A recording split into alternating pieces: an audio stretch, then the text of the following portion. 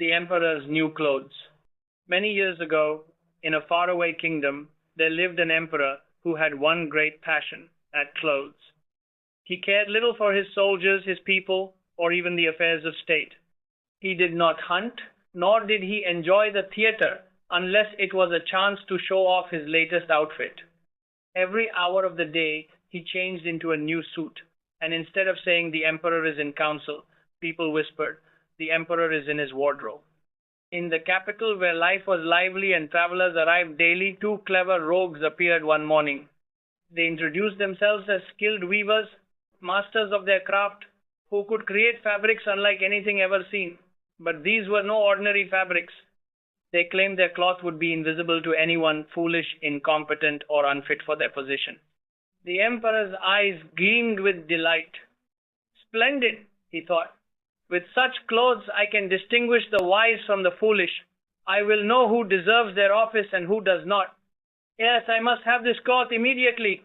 Without hesitation, he gave the weavers a large sum of money, fine silk, and gold thread to begin their work. But the weavers did not weave. They set up looms and pretended to work, while secretly hiding the silk and gold in their knapsacks. They labored busily from morning till night, though in truth the looms remained empty. After some time the emperor grew curious.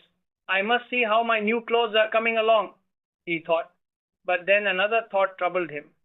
If I cannot see the cloth, does that mean I am unfit to rule? Impossible. I shall send my trusted minister instead. Surely he will report honestly. So the faithful old minister went to the hall where the rogues pretended to weave. He opened his eyes wide, but saw nothing. Not a thread, not a single stitch. Good heavens, he thought. Am I a fool? Could it be that I am unfit for my office? No, I cannot admit this. No one must know. Out loud he praised the empty looms. Magnificent! What colors! What a design! He carefully repeated the weaver's description so he could tell the emperor. The rogues smiled and asked for more silk and gold, which they secretly pocketed. Soon another officer of the court was sent to inspect. He too saw nothing. Yet he thought, surely I am not a fool, or am I? Like the minister, he kept silent and praised the invisible cloth. Word spread quickly. The whole city buzzed with gossip about the marvelous fabric that only the wise could see. At last the emperor himself decided to visit. Surrounded by courtiers, he entered the hall. The rogues bowed and gestured proudly at the looms. Your Majesty, behold, what brilliance! What colors! The emperor strained his eyes but saw only emptiness. His heart trembled. Am I truly unfit to rule, or a fool? But he dared not say it aloud. Instead he nodded and smiled. Exquisite, splendid.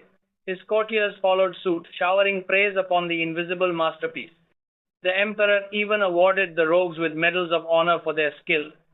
The night before the grand procession, the tricksters worked through the night with scissors that cut nothing and needles that sewed air. By morning they announced, Your Majesty's suit is ready. They pretended to hold trousers, a robe, and a mantle as light as cobwebs. The emperor undressed and the rogues pantomimed dressing him in his new clothes.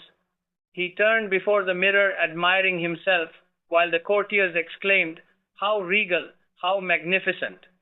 And so, under a great canopy, the emperor marched proudly in a parade through the city. The people filled the streets, cheering loudly. How splendid! What colors! What a fine robe! They cried, though none of them could see a thing. Fear of being called foolish kept them silent.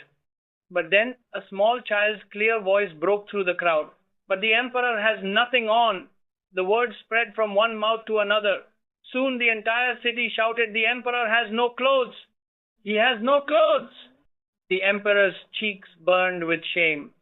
He knew the people were right, yet he could not stop the procession now. Straightening his back, he lifted his head high and walked on, while his lords pretended to carry the train of a robe that did not exist. And so, the emperor learned too late that pride and vanity can blind us from truth, and sometimes it takes the innocence of a child to reveal what all others are too afraid to say.